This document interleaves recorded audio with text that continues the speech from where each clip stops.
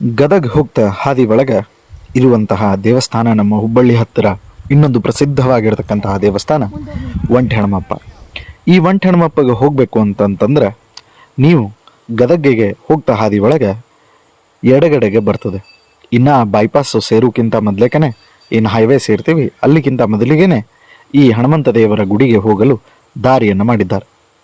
ಅಲ್ಲಿ ನಡ್ಬರ್ಕ ಒಂದು ಬೋರ್ಡ್ ಕೂಡ ಅದ, ಹಾದಿ ಅದ, ಆಮೇಲೆ ದೊಡ್ಡದಾದಂಥ ಒಂದು ಕಮಾನು ಕೂಡ ನಿರ್ಮಾಣ ಮಾಡ್ಯಾರ.